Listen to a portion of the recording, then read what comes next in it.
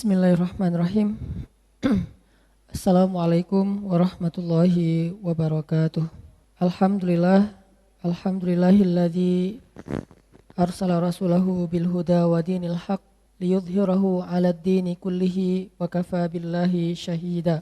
Asyhadu an la ilaha illallah wahdahu la syarikalah, lahul mulk wa lahul hamd wa huwa 'ala kulli syai'in qadir. Wa asyhadu anna Muhammadan 'abduhu wa rasuluh alladzi la yantiqu 'anil hawa in huwa illa wahyun yuha.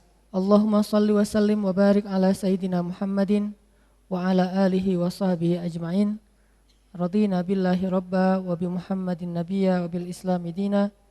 Rabbi syrah li sadri wa yassir li amri wahlul 'uqdatam min lisani yafqahu qawli.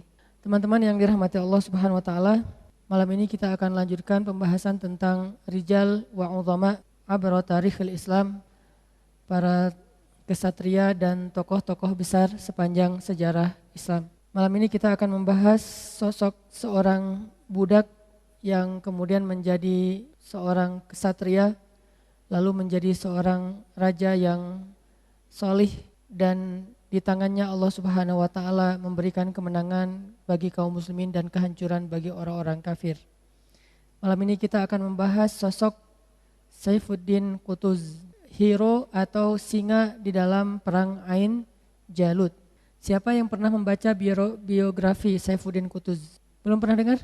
Wah, Masya Allah, saking tidak terkenalnya ya. Padahal ini luar biasa cerita Saifuddin Qutuz. Teman-teman tahu Mongol?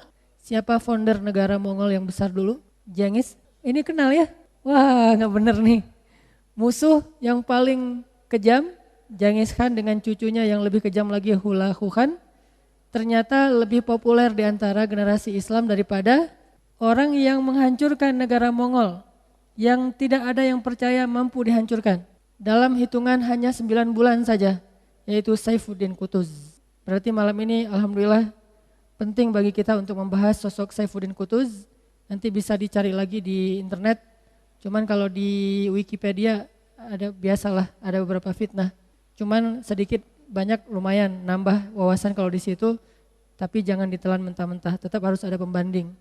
Dan kalau teman-teman bisa bahasa Arab, lebih enak lagi tuh nge-browsing di YouTube dengan bahasa Arab. Referensinya insya Allah lebih banyak daripada yang bahasa Indonesia. Karena kalau kita cari pun dengan bahasa Indonesia sedikit sekali pembahasan tentang Saifuddin Qutuz. Yang banyaknya bahasa Arab dan bahasa Inggris. Teman-teman yang dirahmati Allah Subhanahu wa taala, kalau kita membahas tentang kejahatan bangsa Tartar atau pasukan Mongol yang awalnya dibangun kerajaannya oleh seorang anak biasa yang bernama, mungkin julukannya adalah Genghis Khan, maka tidak lengkap membahas tentang mereka kalau kita tidak membahas akhir dari kekuasaan mereka yang berumur sekitar 40 tahun. Jadi kerajaan Mongol ini kerajaan yang tiba-tiba besar dan tiba-tiba hilang. Kalau Islam masa Abbasiyah saja mungkin bertahta kurang lebih sekitar 400 tahun. Kemudian Basa Umayyah sekitar 200 tahun. Kemudian nanti ada Utsmaniyah atau Ottoman yang juga hampir sekitar 400 tahun. Maka bangsa Mongol hanya berkuasa sekitar 40 tahun. Tapi ratusan tahun yang dikuasai oleh kaum muslimin dibandingkan dengan 40 tahun di bawah kekuasaan Mongol, maka kita akan melihat 40 tahun yang penuh dengan kerusakan. Ratusan tahun di dalam kekuasaan kaum muslimin, dunia ini berada di puncak peradaban. Dan salah satu ikon dari puncak peradaban itu adalah Baghdad. Sebagai kota ilmu, kota sains, kota akhlak, kota filsafat, dan tentunya kota para ulama. Ini berbedanya kekuasaan di tangan kaum muslimin dengan di tangan orang-orang yang tidak beriman.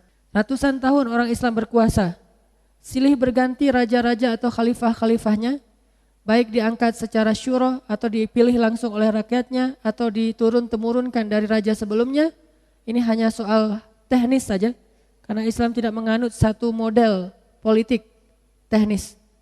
Kadang ada raja yang diangkat dengan dipilih oleh rakyatnya, walaupun pemilihan ini diwakili oleh beberapa orang. Kalau kita mungkin disebut seperti diangkat oleh DPR dan MPR. Itu yang terjadi kepada Abu Bakar As-Siddiq. Atau ada juga raja yang dipilih oleh syura. Itu yang terjadi pada pada Umar, Utsman dan Ali.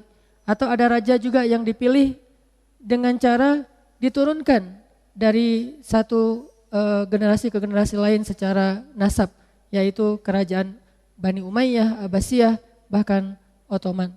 Intinya adalah selama berasa silih berganti muncul raja-raja yang luar biasa adil, raja-raja yang solih, raja-raja yang tidak memihak kepada satu golongan hanya karena agamanya saja lalu menzolimi golongan yang lain, sama sekali tidak. Ratusan tahun manusia hidup dalam kedamaian. Apapun etnisnya, agamanya, hidup dalam kedamaian. Di Madinah, di Damaskus, di Kufah, di Baghdad, terakhir di Turki selalu hidup dalam kedamaian. Tetapi 40 tahun saja dikuasai oleh Mongol, jumlah orang yang dibunuh, dibantai itu lebih daripada 3 juta orang. 40 tahun saja, satu kota Bandung habis. Dan ini 3 juta ini kalau kita lihat adegan demi adegan, malah dalam satu adegan saja 40 hari, hampir 2 juta orang dibantai oleh pasukan Mongol di Baghdad. Dalam 40 hari saja, hampir 2 juta orang, 1,8 juta. Ini kejahatan orang-orang yang tidak bertuhan. Kalau dilihat dewa mereka adalah dewa petir, yaitu dewa Tangri, intinya tidak beriman kepada Allah Subhanahu wa taala, kerusakannya luar biasa. Nah, ketika kita membahas tentang Genghis Khan, Hulagu Khan atau siapapun dari Khan, raja-raja Mongol ini tidak sempurna kalau kita belum membahas tokoh yang di tangannya Allah Subhanahu wa taala menghancurkan pasukan yang dikenal tidak bisa dihancurkan.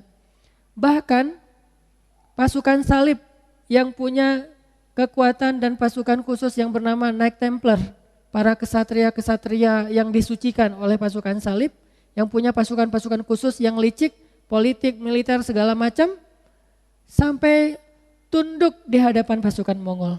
Dan kalau kita baca sejarah, Knight Templar itu berada di balik keberhasilan pasukan Mongol di Timur Tengah, terutama di wilayah kaum muslimin. Ada dukungan politik dari Knight Templar atau orang-orang pasukan salib. Jadi tidak sah kalau kita tidak membahas sosok yang telah menghancurkan Mongol ini sampai jatuh tidak ada sisa, seolah-olah sekarang Mongol itu tidak pernah jadi sebuah peradaban besar. Yang ada Cina. Kalau kita sekarang pergi ke daerah dataran Cina, hampir seolah-olah tidak pernah muncul satu kekuatan besar yang berhasil menguasai setengah bumi, bukan sepertiga, setengah bumi, seolah-olah nggak ada. Saking runtuh seruntuh-runtuhnya, dan itu terjadi dalam hitungan hanya kurang lebih 9 bulan di tangan seorang laki-laki yang masih muda, yang luar biasa, yang disebut dengan julukan Saifuddin Qutuz. Qutuz dengan tulisan Q-U-T-U-Z. Saifuddin Qutuz. Apa yang terjadi dan siapakah Saifuddin Qutuz? Saifuddin Qutuz adalah seorang anak raja. Karena pada masa itu kerajaan Islam terbagi kurang lebih sekitar 29 kerajaan kecil. Sedangkan Abbasiyah yang dulunya sebuah dinasti yang sangat besar hanya tersisa di daerah Baghdad saja. Damaskus, Syam sudah bukan lagi Abbasiyah. Di sana ada Nuruddin Zinki yang pernah kita bahas. Kemudian di Mesir ada Al-Ayyubi, Salahuddin Al-Ayyub. Jadi masuk dalam dinasti Ayyubiyah. Kemudian nanti ada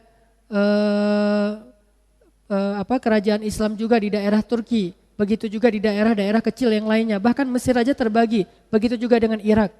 Artinya ada 29 kerajaan kecil di dalam tubuh kaum muslimin pada masa itu, dan Saifuddin Qutuz yang dengan nama aslinya Mahmud bin Mahmud adalah salah satu pangeran dari kerajaan kecil itu, yaitu kerajaan dengan kabilah Khawarizmi. Ayahnya adalah seorang raja dan dia pangerannya. Karena kaum muslimin menjadi negara-negara kecil, hampir mirip dengan kondisi kita sekarang, di mana kaum muslimin terbagi-bagi menjadi negara-negara yang berbeda. Masing-masing punya bendera, masing-masing punya nasionalisme, masing-masing punya presiden, masing-masing punya undang-undang sendiri, masing-masing punya prinsip, masing-masing punya rasa kebangsaan sendiri-sendiri yang berbeda antara satu dengan yang lain. Sehingga ketika ada kaum muslimin di Suriah yang dibantai oleh Syiah Nusairiyah yang dipimpin oleh Bashar Assad, bahkan dikeroyok ditambah lagi dengan pasukan dari Iran, dari Lebanon dengan Hizbullahnya, ditambah lagi dengan Rusia, kita merasa bahwa itu bukan dari bagian dari negara kita. Kalaupun kita memberi bantuan, sekedar menghilangkan feeling guilty saja. Jangan sampai terkesan kita tutup mata banget. Jadi lebih bisa dibilang bantuan basa-basi. Kalaupun dari kaum muslimin membantu, kemampuan kita terbatas, hanya bisa membantu secara materi, obat-obatan itu juga susah untuk bisa sampai ke sana. Kondisi pada saat itu dengan sekarang hampir mirip, di mana kaum muslimin sudah terpecah-pecah di dalam negara-negara kecil, dan di Indonesia juga kayak gitu. Waktu itu kalau di Indonesia masih ada dengan Samudra Pasainya di Aceh Timur, kemudian Sultan Iskandar Mudanya, ini masa yang semasa dengan Abbasiyah. Nanti di Iskandar Muda mah udah semasa dengan Utsmaniyah. Masih negara-negara kecil, bahkan yang di Indonesia pun tidak disebut sebagai sebuah provinsi, tetapi disebut sebagai negara. Walaupun mereka punya hubungan yang sangat erat dengan Baghdad dan Turki pada masa itu, tetapi tetap negara namanya, negara-negara kecil. Sehingga ketika orang Mongol ini muncul dengan Genghis Khan-nya, maka mereka menghancurkan negara-negara Islam itu dengan mudah, karena Islam sudah terpecah-pecah menjadi negara-negara kecil.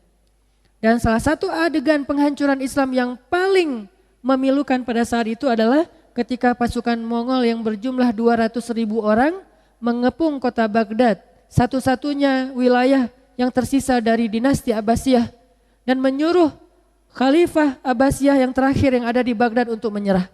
Pilih mati atau menyerah. Padahal menyerah juga mati sebetulnya. Dan Hula Khan pada masa itu sudah memperlihatkan kekejamannya di negeri-negeri Islam lain yang ditaklukkan oleh dia.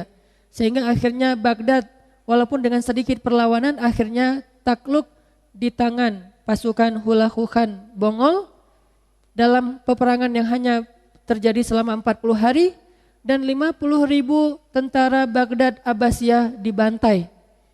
1,8 juta masyarakat Abbasiyah, rakyatnya, orang tua, anak kecil, bahkan perempuan banyak yang dinodai dan kepala mereka semuanya dipenggal kemudian dijadikan sebagai sebuah piramid tengkorak yang tingginya sama dengan piramid yang ada di Mesir. 1,8 juta tengkorak manusia dikumpulkan di Baghdad dalam 40 hari oleh 200.000 pasukan. Seolah-olah mereka mengatakan, jadi dalam sejarah ditulis seolah-olah satu prajurit Mongol harus membunuh minimal 10 orang Baghdad, minimal 10 orang Baghdad. Sehingga semuanya mencari orang untuk dibunuh. Kalau perempuannya kemudian dinodai dulu, kemudian dibunuh, diambil kepalanya dan dijadikan sebagai bukit kepala tengkorak. Ini kekejaman yang paling luar biasa dalam sejarah, tetapi hampir tidak dikisahkan, hampir tidak di Hollywoodkan, hampir tidak ada film tentangnya. Yang ada justru film-film fitnah terhadap Islam yang membela diri di Baghdad, di Suriah, di Palestina, di beberapa negara sebagai dengan judul besar terorisme. Ini terjadi di Baghdad. Bagaimana dengan Raja Sultan Abbasiyah terakhir? Keluarga beliau menyerah, keluarganya dibantai, sedangkan beliau sendiri, Raja Baghdad ini, Raja Muslim, dibunuh dengan cara digulung lewat permadani, digulung dalam permadani kemudian diinjak-injak oleh pasukan Mongol yang mengendarai kuda. Jadi mereka naik kuda, ada ribuan pasukan menginjak-injak Raja Islam yang digulung di dalam permadani sehingga beliau meninggal dalam keadaan semuanya hancur, diinjak-injak sehancur-hancurnya. Ini cara menghukum mati raja oleh orang-orang Mongol.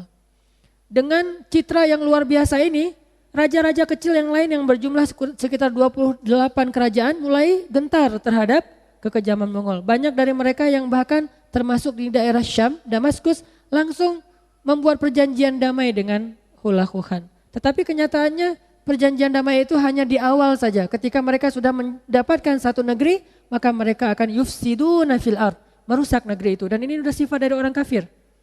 Allah mengatakan wa idza qila lahum la tufsidu fil ard qalu innama nahnu muslihun ala innahum humul mufsidun walakin la yash'urun. Setiap orang kafir kalau berkuasa sudah tabiatnya, sudah sunnatullah yufsiduna fil ard, membuat kerusakan di muka bumi. Sedikit sekali ada orang kafir ketika berkuasa dia melakukan islah, perbaikan. Sedikit sekali. Saya bahkan nggak tahu itu. Kalau coba baca sejarah yang lengkap bagaimana ketika negara-negara ini dikuasai oleh orang kafir atau negara kafir terhadap orang-orang Islam, yufsiduna fil ard. Dan mereka tidak membunuh kecuali karena orang-orang ini beriman kepada Allah Subhanahu wa taala. Pasti kayak gitu. Jadi jangan berharap orang yang tidak beriman kepada Allah akan membuat islah perbaikan di muka bumi. Itu bukan sunnatullah. Jadi kalau kita beriman kepada Allah, Allah mengatakan kalau mereka memimpin pasti yufsiduna fil ard. Bisa yufsid, merusak secara fisik, bisa merusak secara pikiran, mental, dan psikis. Mungkin kita tidak menyadari kalau yang dirusak itu pikiran, yaitu namanya ghazwul fikri, perang pemikiran. Bagaimana mengubah seorang mukmin yang yakin kepada Allah jadi mulai cinta dunia, materialistis. Lalu mental yang lemah. Kemudian dirusak juga fitrah-fitrah manusia yang harusnya laki-laki menikah dengan perempuan. Tiba-tiba ada LGBT dengan segala macam. Ini semuanya belum lagi seks bebas, belum lagi narkoba, belum lagi kriminal dan seterusnya. Ini semuanya yufsidun. Ini namanya fasad. Kerusakan di muka bumi. Bukan hanya membunuh, menodai perempuan, membakar, menghancurkan. Bukan hanya itu makna dari fasadun, kerusakan. Intinya orang kafir kalau berkuasa pasti yufsidun, pasti. Dan saya mengatakan demikian karena itu sunnatullah. Kenapa? Karena Allah Subhanahu wa taala ingin menguji orang-orang mukmin dengan orang-orang kafir. Sebagaimana kita diuji dengan syaitan, dengan iblis, kita juga diuji dengan orang-orang kafir, kita juga diuji dengan ujian-ujian dalam bentuk musibah-musibah lain seperti sakit dan seterusnya. Itu ujian. Linabluwakum ayyukum ahsanu amala. Sekaligus juga mungkin sebagiannya selain ujian adalah sebagai balasan terhadap kaum muslimin yang mungkin setelah mereka mendapatkan kebaikan dari Allah justru lupa kepada Allah, banyak meninggalkan agama, mulai larut dengan harta, mulai mereka mencintai dunia, akhirnya Allah berikan mereka pelajaran dengan dibangkitkan orang-orang yang zalim di tengah-tengah mereka. Tapi yang pasti saya belum pernah tahu kalau orang kafir berkuasa dia akan yuslih, akan berbuat perbaikan di masyarakat atau di muka bumi. Belum pernah tahu.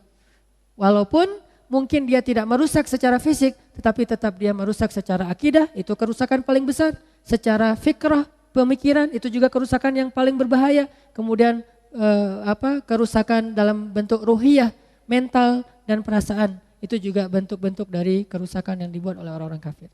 Tetapi yang dilakukan orang Mongol bukan hanya kerusakan dalam bentuk pemikiran dan akidah, tetapi juga bahkan kerusakan secara fisik selama 40 tahun. Nah, keluarga dari Saifuddin Qutuz atau Mahmud bin Mahmud ini juga menjadi salah satu incaran dari Hulagu Khan. Sehingga kerajaan Khawarizmi yang kecil ini pada gilirannya akhirnya diserang juga oleh pasukan Hulagu Khan yang berjumlah hanya sekitar 20.000. Karena dia membagi-bagi pasukannya, 20.000 menghancurkan kerajaan Khawarizmi sehingga keluarga dari Saifuddin Qutuz melarikan diri dari kerajaannya dan tertangkap di tengah jalan, kemudian ayahnya dibunuh, keluarganya dibunuh, setengahnya dijadikan sebagai budak, termasuk Mahmud kecil atau Saifuddin Qutuz kecil, dia selamat dan dijadikan budak padahal dia seorang pangeran. Tapi begitulah cara Allah Subhanahu wa taala, wa makaru wa makarallah. Mereka punya rencana, Allah juga punya rencana. Jadi waktu itu pasukan Mongol sampai ada slogan, kalau pasukan Tatar atau Mongol dikalahkan, jangan percaya, itu slogannya. Saking nggak mungkin dikalahkan. Jadi ada slogan di mana-mana, kalau kita mah jadi kayak hashtag gitu dan viral. Apa hashtagnya? Kalau pasukan Mongol, kalau ada yang bilang pasukan Mongol kalah, hashtagnya jangan percaya. Udah tersebar viral, nggak ada yang percaya kalau pasukan Mongol bisa dikalahkan. Sampai mereka juga ngeposting dirinya di semua tempat bahwa kami adalah bencana dari Tuhan untuk menyiksa kalian. Jadi seolah-olah mereka juga yakin bahwa tugas mereka itu adalah untuk menghancurkan manusia, terutama kaum muslimin. Tugas mereka hanya untuk menghancurkan kaum muslimin, merusak di muka bumi. Cuma itu tugasnya. Jadi tidak ada aturan di dalam pasukan Mongol kecuali tugasnya merusak. Kalau jihad kita jihad yang sangat mulia. Enggak boleh merusak tanaman, tidak boleh membunuh orang yang tidak bersenjata, tidak boleh membunuh orang yang sudah bersyahadat, tidak boleh membunuh orang tua, perempuan, anak-anak. Banyak aturan jihad kita mah. Hampir mau ngangkat senjata enggak jadi, seolah-olah hampir kayak gitu tuh. Jadi aneh kalau ada orang yang takut belajar fikih jihad. Justru kalau nggak belajar fikih jihad, semangat jihadnya tinggi, bahaya justru. Semangat jihadnya tinggi, pengen balas dendam nih. Banyak kaum muslimin yang difitnah, disakiti di mana-mana, dia pengen jihad. Cuman nggak belajar fikih jihad, itu malah bahaya. Jadi kalau mau mengentaskan kesalahpahaman ini, saya tidak mau menyebut istilah yang mereka pakai seperti terorisme, sebutlah kesalahpahaman ini dan fitnah ini, maka ajarkan fikih jihad kepada anak-anak muda Islam. Insya Allah gak mungkin lagi terjadi fitnah dan kesalahpahaman. Kalau kita belajar fikih jihad, seperti apa sih ayat dan hadis-hadis jihad?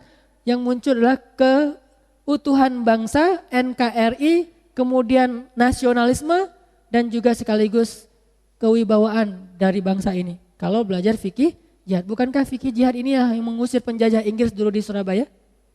Bukankah fikih jihad ini dulu yang membuat Belanda kocar-kacir di Aceh, di Padang, di seluruh Indonesia, termasuk di Bandung, karena fikih jihad yang diaktori oleh para ulama, kemudian diikuti oleh anak muda. Ulama yang menjadi pemersatunya, anak muda lah yang kemudian mengeksekusinya menjadi pembelaan terhadap negara. Para hero-nya itu anak muda. Makanya Saifuddin Qutuz waktu kecil sudah diajarkan oleh keluarganya tentang jihad, tentang membela negara, membela agama, leadership. Dia belajar geografi karena itu yang saya pernah bilang Saqafatul Muluk. Geografi itu adalah wawasan para raja, wajib dipelajari oleh calon-calon raja. Dan mereka belajar geografi mah bukan belajar batas wilayah, tapi belajar memperluas wilayah. Kalau kita belajar geografi, oh ini batas negara ini kalau di timur apa, di barat, selatan, utara, ini batasnya. Tapi udah belajar masih melanggar wilayah orang kan ya. Kalau dulu geografi itu bukan belajar batas wilayah saja, tetapi belajar memperhatikan mana wilayah-wilayah yang hitam. Hitam ini artinya yang banyak aniaya dan kezaliman. Maka itu harus dibebaskan. Memperluas wilayah-wilayah putih, yaitu wilayah keadilan, wilayah Islam, wilayah yang menyamakan hak di antara semua manusia dan memberikan hak mereka. Ini namanya Saqafatul Muluk, wawasan para raja. Kalau sekarang disebut dengan ilmu geografi. Dia belajar dari kecil, tapi di usia di bawah 10 tahun, keluarganya dibantai, setengahnya jadi budak, dan Mahmud bin Mahmud menjadi salah satu budak yang diperjualbelikan. Diperbudak oleh orang Mongol, dijual ke Syam pertama, di Damaskus. Dari sana kemudian dia dijadikan lagi budak, dijual ke Mesir. Waktu itu ada kerajaan kecil juga di Mesir. Nah di Mesir, Raja Mesir membeli budak untuk dijadikan sebagai tentara. Jadi budak dalam bentuk tentara. Jadi tentara paksa gitu, bukan tentara bayaran. Nah Saifuddin Qutuz awal meniti karir militernya itu sebagai budak tentara, disebut dengan mamalik. Jadi kalau teman-teman nanti baca buku sejarah Islam itu ada istilah mamalik. Mamalik itu kalau dalam bahasa kita mamluk. Mamluk itu artinya orang yang orang yang budak lah. Mamluk itu artinya dimiliki oleh tuannya, itu mamluk. Kalau milk, bahasa Inggrisnya susu, bahasa Arabnya milk itu milik, bahasa Indonesia kita. Kan bahasa Indonesia dari bahasa Arab. Milik itu artinya milkus samawati wal ard, pemilik langit dan bumi. Milku milik. Nah orang yang dimiliki namanya mamluk, kalau banyaknya mamalik. Nah Saifuddin Qutuz meniti karir militernya itu sebagai mamalik, sebagai budak yang dilatih militer. Dan mereka wajib untuk berperang demi kerajaannya. Terus aja sampai terjadi banyak sekali peperangan dan Saifuddin Qutuz terus belajar tentang ilmu militer dan karirnya semakin bagus, jadi amir lah ya, jadi sampai jadi komandan pasukan. Sampai kemudian saking bagusnya karir Saifuddin Qutuz di dalam militer dan sejak kecil pun dia menjadi budak yang paling garang. Sampai dia kemudian dijuluki oleh orang Mongol dengan kalimat Qutuz. Qutuz itu bahasa Mongol, artinya singa yang galak. Namanya Mahmud, tetapi orang Mongol tidak mau memanggil dengan panggilan Islam. Mereka memanggil dia dengan panggilan julukan yaitu Qutuz, yang artinya singa yang galak. Singa yang menyalak. Kalau bahasa singa itu apa? Mengaung. Mengaung benar? Nah, singa yang menyalak, singa yang mengaung, singa yang pengen menerkam. Dari sejak kecil, sejak dia diangkat jadi budak, udah ada aura di wajahnya dengan matanya yang tajam itu seolah-olah mau menerkam orang lain. Karena kayak gitulah akhirnya dia harganya mahal. Dan diperjualkan dari satu negeri ke negeri yang lain dan berakhir di Mesir sebagai budak tentara. Dan dengan karir militer yang bagus, maka istilah Qutuz ini semakin terkenal. Sehingga orang-orang memberinya panggilan Saifuddin Qutuz, Saifuddin Qutuz. Saif, pedang agama, dan singa yang yang galak.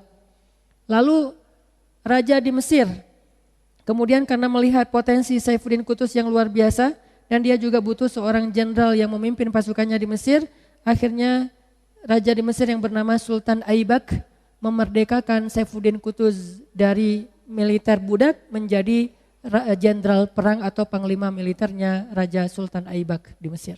Jadi ini cara Allah untuk memenangkan kaum muslimin. Dan ini masih dalam hitungan 40 tahun kekuasaan Mongol. Dari Genghis Khan kemudian sampai ke cucunya melakukan 3 generasi saja. Kemudian dalam hitungan 40 tahun ini juga akhirnya Saifuddin Qutuz punya kesempatan ketika Raja Sultan Aibak dibunuh dengan pemberontakan yang didalangi oleh orang-orang munafik. Selalu kayak gitu, udah kecil-kecil ada pula orang munafik yang mengambil kesempatan, oportunis. Ketika Raja Sultan Aibak lemah, akhirnya mereka melakukan pemberontakan terhadap Raja Sultan Aibak. Kemudian mereka menggunakan kekuatan dari para Mamalik Bahriyah namanya. Mamalik Bahriyah ini salah satu pasukan yang terkenal, sangat beringas, juga para budak. Digunakan kesempatan oleh orang-orang munafik untuk membunuh Raja Aibak. Sampai akhirnya Raja Aibak ini dibunuh. Ada cerita yang mengatakan bahwa dia dibunuh oleh istrinya sendiri, lalu istrinya dieksekusi hukuman mati. Maka kekuasaan diturunkan kepada anaknya Raja Aibak yang masih berusia di bawah 10 tahun. Anak kecil jadi raja. Dalam kondisi Islam, hampir seluruh negeri Islam dikuasai kecuali 3 kota saja. Mekah, Madinah, Kairo. Cuma 3 kota lagi yang tersisa dari negeri Islam. Yang lain habis semuanya. Palestina, Damaskus, Baghdad, apalagi. Semuanya sudah habis kecuali 3 kota saja. 2 kota suci, 1 lagi namanya kota Ribat. Kota orang-orang yang teguh, yaitu Qahirah. Qahirah itu kemudian jadi Kairo. Secara bahasa artinya yang mampu menaklukkan. Namanya Qahirah. Cuma 3 kota. Mekah, Madinah, Qahirah atau Kairo. Dalam kondisi yang sangat rawan itu, Mesir dipimpin oleh seorang raja kecil yang berusia sekitar di bawah 10 tahun. Akhirnya selama 2 tahun masa kepemimpinan raja kecil ini terjadi banyak kacau balau di Mesir. Mulai terjadi perang saudara, mulai terjadi perpecahan, bahkan dia lemah terhadap musuh-musuh, apalagi anak kecil ngelawan Mongol. Melihat darah juga udah ketakutan. Akhirnya dia ingin membuat perjanjian damai dengan Mongol, mengikuti jejak Suriah, jejak Baghdad dan jejak negara yang kecil yang lain. Akhirnya Saifuddin Qutuz berinisiatif untuk mengumpulkan para ulama dan meminta fatwa mereka. Bolehkah saya menurunkan raja ini? Karena dalam Islam menurunkan raja itu dosa besar. Taat kepada raja itu hukumnya wajib, fardu ain. Sama kayak sholat, walaupun kedudukan dalam agama beda-beda. Tetapi wajibnya sama seperti sholat, gak boleh menentang raja. Kecuali raja yang bermaksiat kepada Allah. Kalau ini masalah teknis, masalah politik, gak boleh menentang. Tapi karena kebutuhan yang tinggi, akhirnya Saifuddin Qutuz mengumpulkan para ulama minta pendapat. Wahai para ulama, bagaimana pendapat kalian? Coba kalian gunakan ilmu kalian, apakah pantas? Kalau saya menurunkan raja ini dan menjadi raja kalian? Ini sekali-kalinya dalam sejarah Islam bolehnya seorang jenderal militer bukan mengkudeta, karena kalau mengkudeta membunuh. Ini tidak mengkudeta, hanya meminta pendapat dari para ulama. Dan akhirnya para ulama mengingat kebutuhan kaum muslimin berfatwa boleh.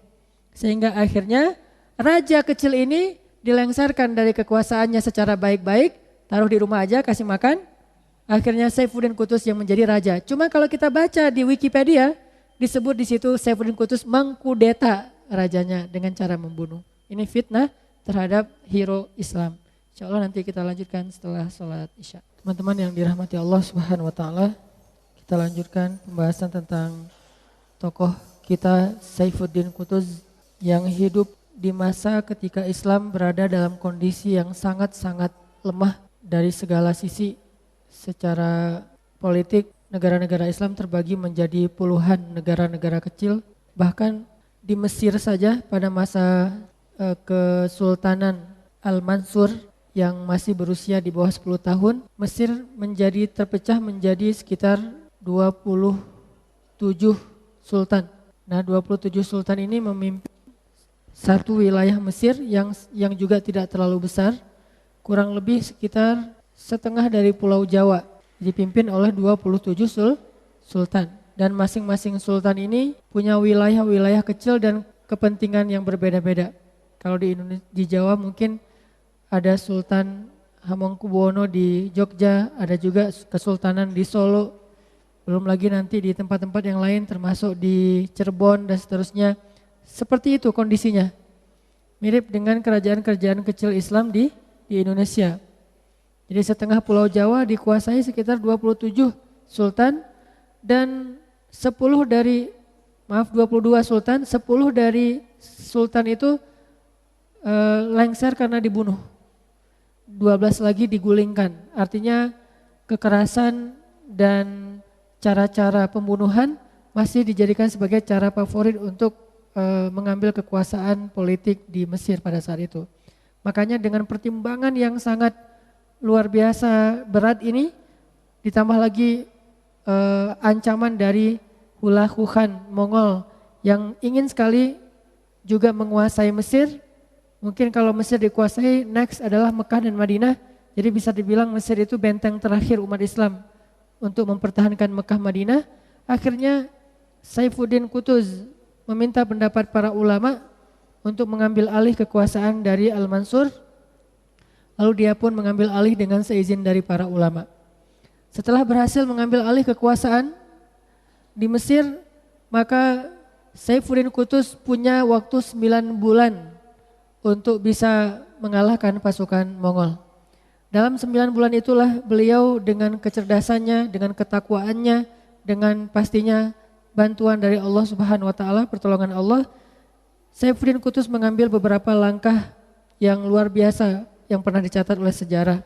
Pertama adalah mengampuni para budak-budak pasukan budak Mamalik Bahriyah yang dulu memberontak dan berakhir dengan terbunuhnya Raja Al-Aibak. Mereka banyak yang lari, terpecah-pecah pasukan pemberontak ini. Ada yang ke Syam, ada yang bergabung ke Baghdad, bahkan tidak sedikit yang kemudian lari ke Palestina. Salah satu jenderal mereka yang cukup terkenal itu adalah Zahir Bibers. Zahir Bibers ini kemudian setelah diampuni kembali ke Mesir dan diangkat menjadi salah satu panglima militernya Saifuddin Qutuz. Jadi Saifuddin Qutuz setelah menjadi seorang raja tidak ingin disibukkan dengan masa lalu, tidak ingin disibukkan dengan sejarah pemberontakan, dendam masa lalu, perpecahan segala macam. Sekarang dia ingin fokus kepada satu, yaitu menghancurkan penjajahan Mongol.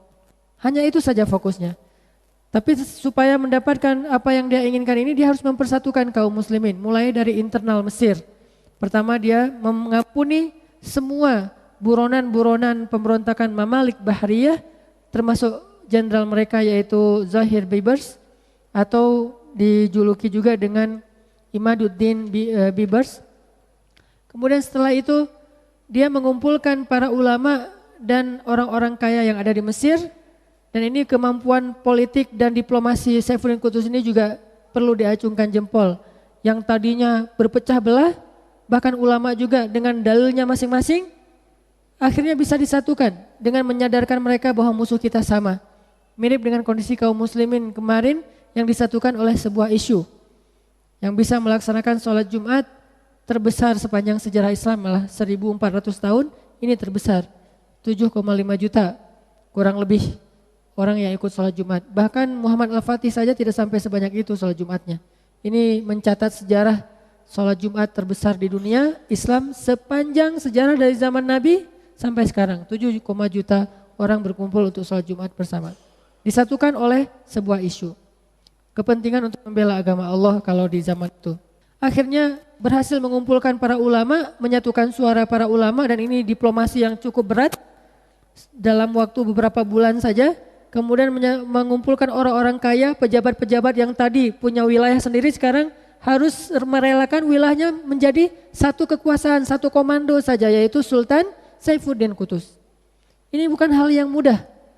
Dengan ego masing-masing raja, sultan, akhirnya bisa disatukan. Semuanya pada rela untuk diberikan kepada Saifuddin Qutuz. Kenapa? Salah satu rahasianya adalah mereka memang melihat kepantasan pada diri Saifuddin Qutuz. Tidak ada yang lebih soleh daripada beliau. Tidak ada yang lebih mengerti militer daripada beliau. Dan tidak ada yang mampu memberi harapan kepada kaum muslimin yang hampir putus harapan saat itu kecuali Saifuddin Qutuz. Jadi kayak kalau sekarang mah orang naik turun itu cepat sekali ya. Tiba-tiba ada yang happening, ada yang ngehit. Kan itu mudah sekali bagi Allah. Begitu mudahnya juga bagi Allah untuk mengangkat seorang hamba yang bernama Mahmud menjadi seorang raja yang dijuluki Saifuddin Qutuz. Allah membolak-balikan hati manusia sehingga kapanpun Allah mau Allah bisa. Wa makaru wa makarallah. Yang tadinya hancur-hancuran, tidak ada harapan. Semua raja-raja yang lain di luar Mesir sudah menyerah. Bahkan banyak dari mereka termasuk Arslan yang dari daerah Syam. Kemudian sekarang jadi nama fiksi film-film Hollywood ya, Narnia ya. Itu raja salah satu sultan di daerah Syam namanya Raja Arslan. Kemudian juga di wilayah Damaskus satu-satunya yang mengumandangkan jihad pada masa itu adalah Turki Timur. Tetapi itu dengan mudah dikalahkan oleh pasukan Mongol. Baru nanti muncul lagi kumandang jihad di Mesir dengan Saifuddin Qutuznya. Bahkan saking takutnya para ulama-ulama di Irak, di Syam menyampaikan fatwa-fatwa yang serentak bahwa wajib bagi para raja untuk berdamai dengan Mongol. Itu fatwa ulama di luar Mesir. Kenapa? Saking khawatirnya dengan kejahatan dan kekejaman pasukan Mongol. Tapi walaupun mereka memfatwakan untuk damai, Mongol tidak pernah mengenal kata damai. Kata damai itu hanyalah cara mereka untuk menguasai satu negeri tanpa mengambil resiko. Tetapi pada akhirnya mereka membantai kaum muslimin. Bayangkan 40 tahun kaum muslimin hidup sebagai budak. Perempuannya banyak yang melahirkan anak-anak dari prajurit yang tidak sah. Anak-anak kecil diperbudak, orang tua dibunuh.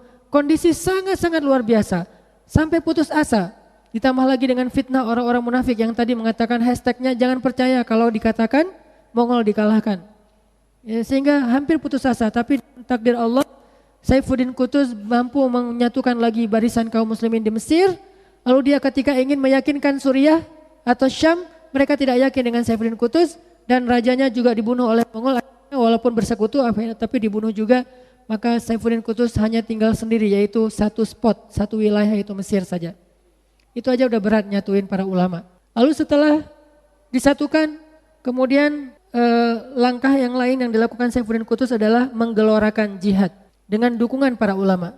Karena tanpa dukungan ulama tidak bisa. Para ulama menyampaikan hadis-hadis tentang jihad, khutbah Jumat serentak di seluruh Mesir tentang wajibnya berjihad melawan Mongol, sehingga satu Mesir bangkit. Jadi ini kerjasama antara pemerintah dengan ulama. Semua khutbah Jumat, jihad melawan Mongol, kita nggak boleh menyerah, mati syahid atau mendapatkan kemenangan. Kalau orang-orang Mongol itu dikatakan nggak bisa dikalahkan, sesungguhnya yang tidak bisa dikalahkan itu hanyalah Allah pencipta alam semesta. Digelorakan oleh para ulama. Sehingga anak-anak muda di Mesir mulai bangkit rasa percaya dirinya. Ditambah lagi nama Saifuddin Qutuz semakin ngehit di antara masyarakat Mesir. Lalu akhirnya setelah kumandang jihad ini digelorakan dan kaum muslimin siap untuk berjihad, punya satu kendala, tidak punya biaya untuk berjihad. Biaya perang itu besar dan negara tidak sanggup menanggung biaya perang. Ditambah lagi dengan krisis ekonomi di dalam negeri. Akhirnya Saifuddin Qutuz meminta fatwa ulama. Bolehkah saya mengambil pajak dari setiap rakyat Mesir untuk dipakai sebagai biaya perang? Ulama mengatakan tidak boleh. Karena dalam Islam negara tidak boleh mengambil pajak kecuali dalam kondisi negara tidak mampu membiayai masyarakatnya sendiri. Baru boleh. Sedangkan untuk peperangan belum ada fatwa. Akhirnya para ulama ini berpikir, bermusyawarah, muncullah kayak kita mungkin fatwa MUI gitu. Keluarlah fatwa Saifuddin Qutuz dengan kondisi sekarang boleh mengambil pajak dari rakyatnya dengan syarat harus didahului oleh pejabatnya dan orang-orang kaya dulu. Semua pejabat Mesir harus diambil seluruh hartanya untuk sebagai biaya perang, seluruh hartanya. Kekayaannya diambil. Ini mirip dengan kebijakan Umar bin Abdul Aziz selama 2 tahun menjadi khalifah. Mulai dari istana, semua hartanya termasuk gelang-gelang istrinya diambil semuanya. Kalau dulu pernah dilakukan oleh Daud Bereh ketika masa kemerdekaan dengan mengambil gelang-gelang perempuan-perempuan Aceh lalu dijadikan sebagai biaya untuk membeli pesawat pertama dalam sejarah kemerdekaan kita yang kemudian dipakai Soekarno untuk melakukan diplomasi politik internasional. Ini yang dilakukan oleh para ulama. Semua gelang-gelang, semua perhiasan, semua kekayaan diambil oleh Sultan Saifuddin Qutuz dari para pejabatnya. Dan itu juga kerjaan yang gak gampang, meyakinkan pejabat. Coba Bayangin kalau sekarang ada presiden, kemudian tiba-tiba harus mengambil kebijakan setengah dari gaji semua pegawai negeri diambil untuk mensejahterakan seluruh masyarakat Indonesia yang kemiskinan, yang pengangguran, dan termasuk untuk membantu teman-teman kita saudara kita di Rohingya dan Suriah. Gampang gak sih itu? Dalam kondisi masyarakatnya belum soleh-soleh amat. Itu bukan kerjaan yang gampang dan pasti akan banyak sekali orang munafik yang menghembuskan permusuhan dan pemberontakan. Ini kalau bukan karena takdir Allah gak mungkin. Mustahil, 9 bulan coba. Kalau 5 tahun jabatan masih mending, ini 9 bulan. Ditambah lagi Saifuddin Qutuz bukan orang Mesir asli. Dia datang ke Mesir sebagai budak, tiba-tiba jadi raja. Kan banyak sekali alasan untuk digembosi oleh orang-orang munafik.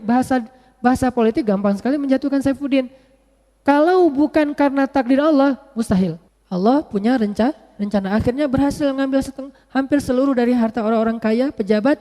Masyarakat melihat teladan itu, akhirnya mereka menyerahkan harta mereka, apapun yang punya di rumah diserahkan untuk biaya perang.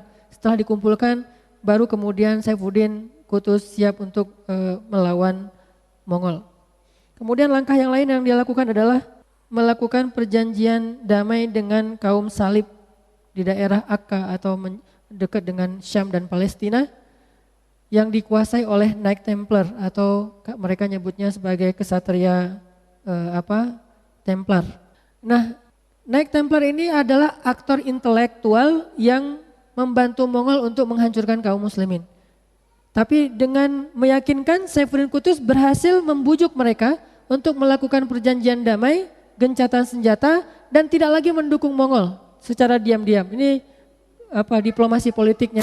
Karena nggak mudah melakukan hal-hal yang seperti ini. Sekarang mungkin butuh mendiplomasi Rusia, mendiplomasi Amerika dan seterusnya untuk fokus kepada Israel dan Bashar Assad. Ini nggak gampang. Apa yang dilakukan Hamas di Palestina? Salah satunya adalah diplomasi dengan Hizbullah. Mereka nyebutnya Hizbullah, tapi kita tidak menyebut Hizbullah karena dia bukan Hizbullah, tapi Hizbullah. Lat itu nama berhala. Hizbullah di Lebanon, yaitu orang-orang Syiah yang diketuai oleh Hasan Nasrullah ya. Ini kan yang membantai kaum muslimin di Suriah kan? Bahkan sebelum mereka membantai kaum muslimin di Aleppo, Hamas sudah punya perjanjian gencatan senjata dengan Hizbullah. Karena Hizbullah ini yang mendanai salah satu pasukan senjata atau salah satu brigade senjata di Gaza selain Brigade Al-Qassam. Kalau Brigade Al-Qassam dikuasai Hamas, ada lagi satu Brigade Al-Quds itu dibiayai oleh Hizbullah sebagai kaki tangan militer mereka di Palestina. Buat perjanjian dengan Hizbullah, nggak saling mengganggu, nggak saling mengusik. Sehingga ketika ada tokoh Hamas datang ke Indonesia, lalu buat acara dengan kita, dengan Pak Atian juga, saya di situ juga ada. Kita meminta kepada Pak Atian waktu itu meminta kepada tokoh Hamas untuk menyampaikan kondisi Syiah di Palestina. Saya ngomong kepada ulama tersebut, Syekh, ini ada permintaan dari ulama kita juga, boleh enggak sharing tentang Syiah di Palestina seperti apa kondisinya? Apa kata Syekh ini kepada saya? Akhi, kita di Palestina itu di Gaza sedang ada perjanjian gencatan senjata dengan Hizbullah. Kalau saya berorasi di depan tentang Syiah dan menyampaikan kejahatan-kejahatan mereka, maka saya akan merusak perjanjian damai antara Hamas dengan Hizbullah sehingga kita punya tambahan PR yang baru selain Israel yaitu Hizbullah. Dan ini kan perbatasan juga dengan Palestina. Makanya saya tidak mau tampil, siapa tahu nanti di antara peserta ada yang merekam kemudian masuk YouTube, kemudian didengar, jadilah batal perjanjian damai antara kita dengan Hizbullah. Ini kemampuan-kemampuan seperti ini nggak dipahami oleh masyarakat awam. Pasti dibilang, wah sudah bersekongkol dengan musuh, ternyata salaman sama musuh segala macam. Bisa jadi itu adalah kemampuan diplomasi yang dilakukan untuk menyelesaikan satu masalah walaupun agak pahit pilnya. Itu yang dilakukan oleh Saifuddin Qutuz. Satu, memaafkan Mamalik Bahriyah yang memberontak di Mesir. Kedua, membuat perjanjian damai dengan Knight Templar yang ada di Akka di daerah perbatasan antara Turki dengan Suriah. Ini kalau orang nggak paham mungkin jadi jalan fitnah juga. Tuh lihat, ternyata Saifuddin itu antek-anteknya Knight Templar.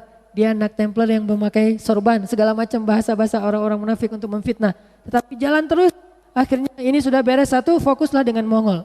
Mongol mengirim utusannya untuk mengancam Saifuddin Qutuz dengan kalimat dari raja di raja, Hulagu Khan, kepada budak yang lari dari kami, yaitu Mahmud bin Mahmud, gak mau disebut Saifuddin Qutuz.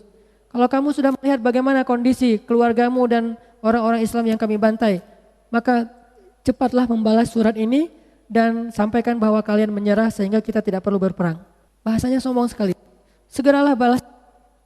Ketika Saifuddin Qutuz membaca surat ini, Saifuddin Qutuz menyobek surat dari Hulagu Khan, kemudian utusan dari Hulagu Khan itu ditangkap oleh Saifuddin Qutuz, bahkan dipenggal karena tidak ada ampun bagi pembunuh 1,8 juta orang muslim. Kemudian kepalanya ditaruh di gerbang kota Mesir sebagai tantangan kepada Hulagu Khan, saking berani Saifuddin Qutuz. Kemudian sebelum Hulagu Khan menyerang kota Mesir, dia mengambil taktik menyerang lebih dulu. Sebagaimana peribahasa militer lama mengatakan pertahanan yang paling baik itu adalah menyerang. Akhirnya dia menyerang lebih dulu dengan pasukan berjumlah sekitar 20.000 pasukan keluar dari Mesir. Negeri-negeri yang lain bertahan di negerinya, sekarang keluar. Dan kemenangan pertama yang didapatkan oleh kaum muslimin waktu itu awal bulan Ramadan, kemenangan di Gaza. Gaza ini punya sejarah panjang. Selalu kemenangan itu Allah titipkan di Gaza. Makanya disebut Gaza itu Ardul Izzah, negeri kemenangan dan kehormatan. Kemenangan pertama di Gaza, walaupun itu kemenangan kecil, tetapi itu mematahkan anggapan dunia bahwa Hulagu Khan tidak bisa dikalahkan. Akhirnya dengan kemenangan di Gaza, kaum muslimin semakin pede dan mulai berkumpul lagi pasukan-pasukan baru yang tadinya agak-agak pesimis, sekarang mulai percaya diri dengan pimpinan Saifuddin Qutuz.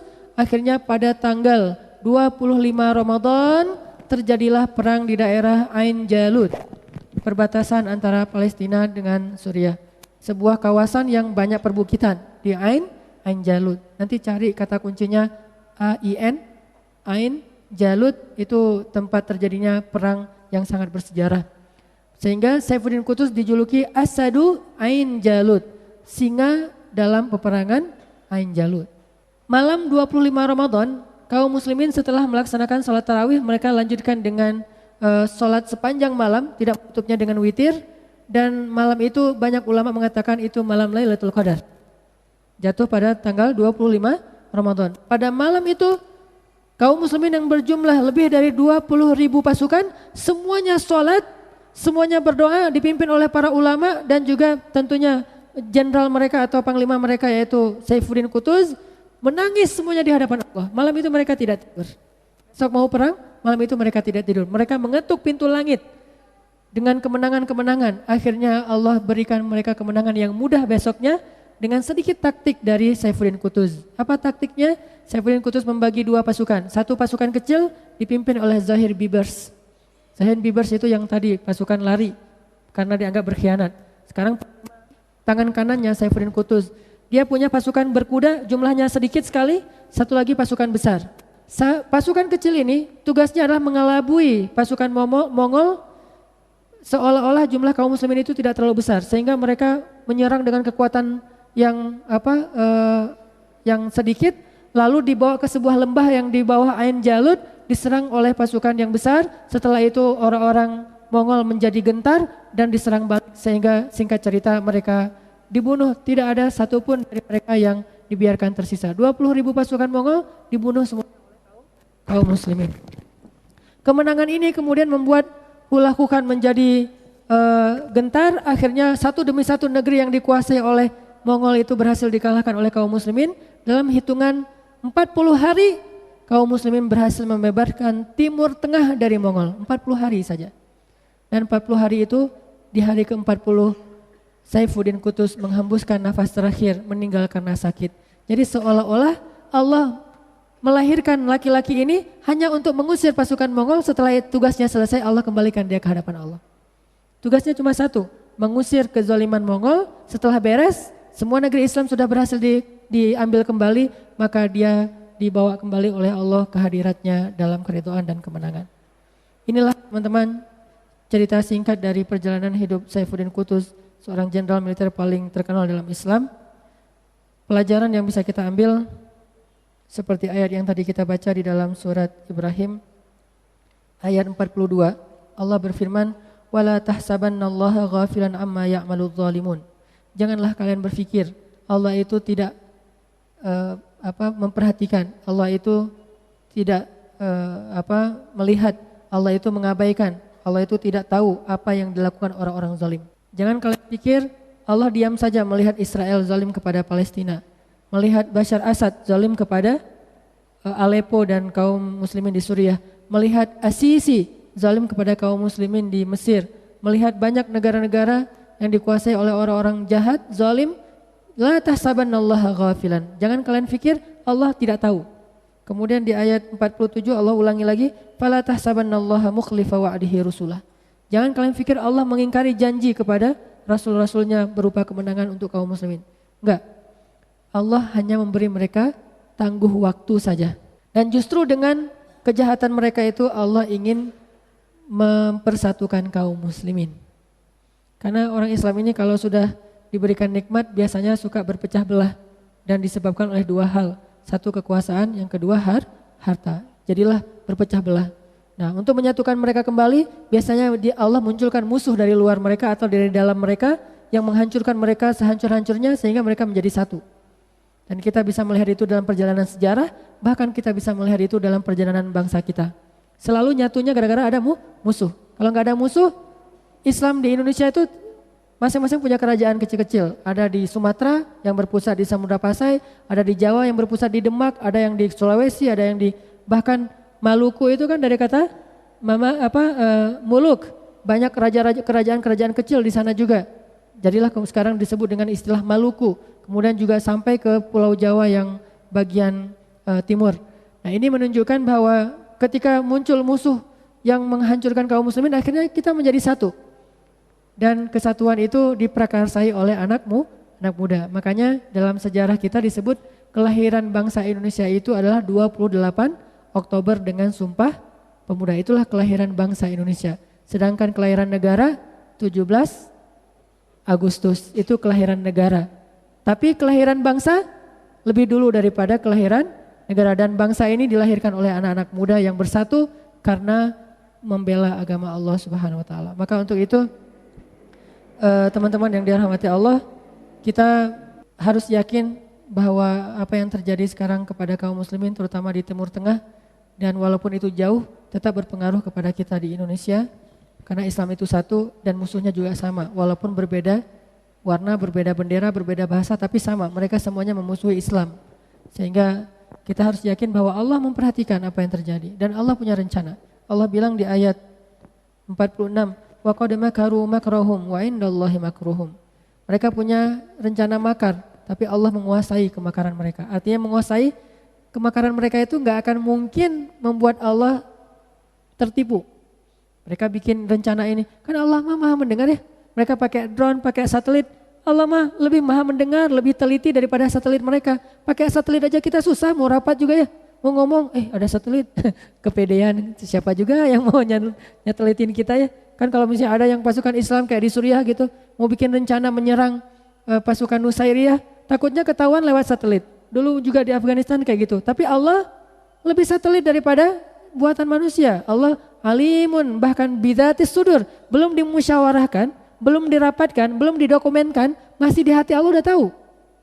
Jadi wa indallahi makruhum, gimana pun mereka punya rencana, gak akan keluar dari pengawasan Allah. Allah mengawasi. Kalau rencana mereka membahayakan pasti Allah tahan. Jangan ke sini nih. Allah balikkan hati mereka. Allah munculkan khauf, rasa takut di dalam hati mereka sehingga rencananya berubah. Gampang buat Allah. Cuman likulli syai'in ajaluh, segala sesuatu pasti ada waktunya.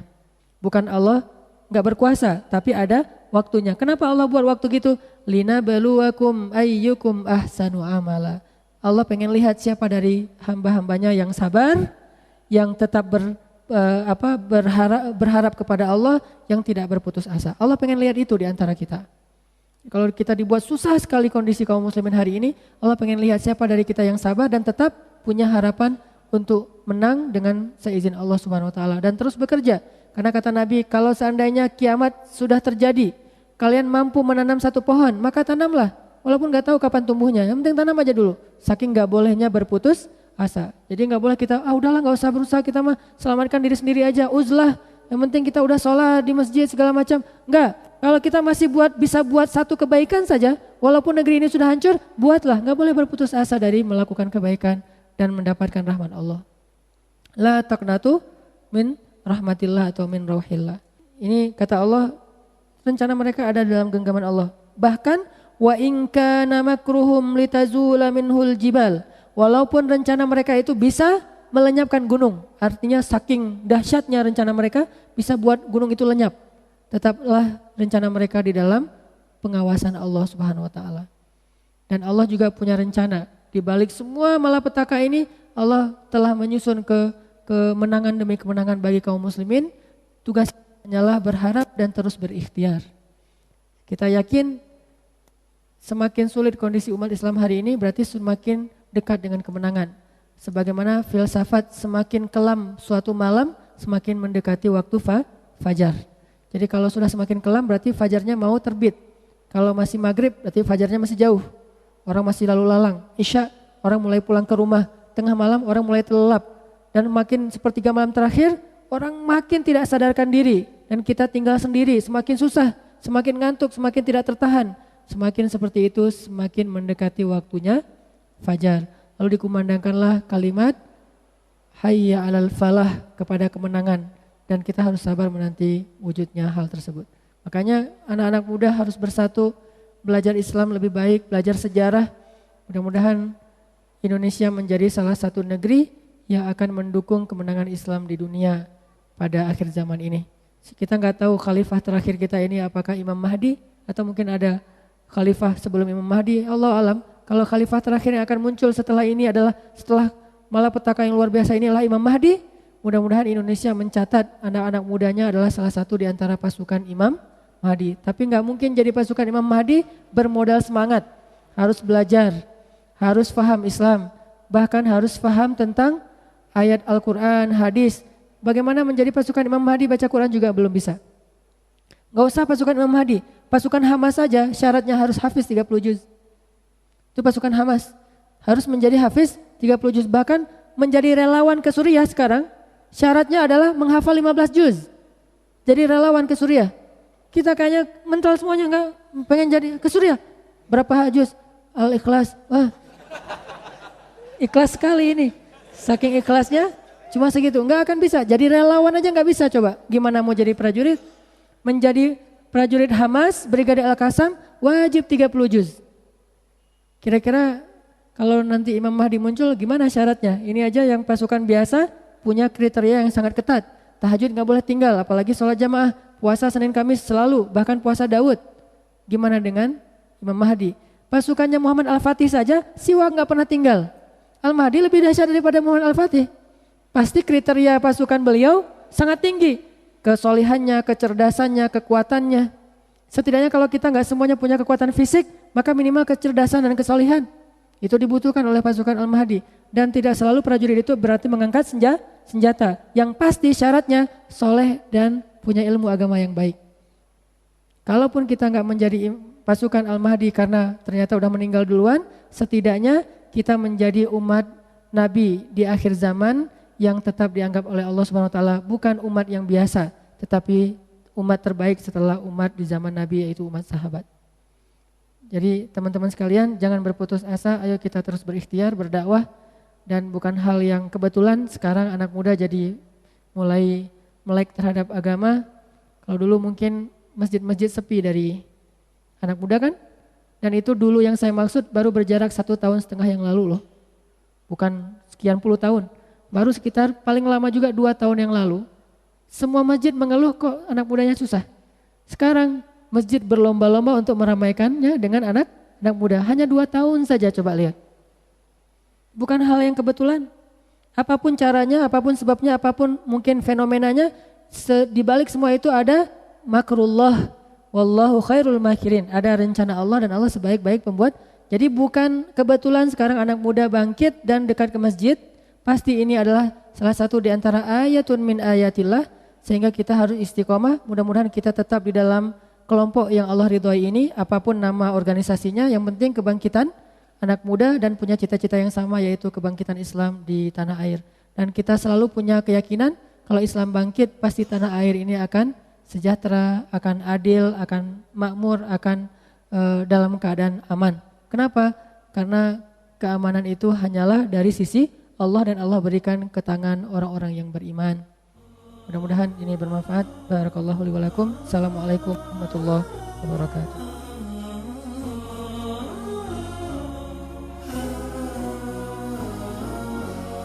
عبير الروح حين يفوح وباب الخير لي مفتوح فيه يبوح فيض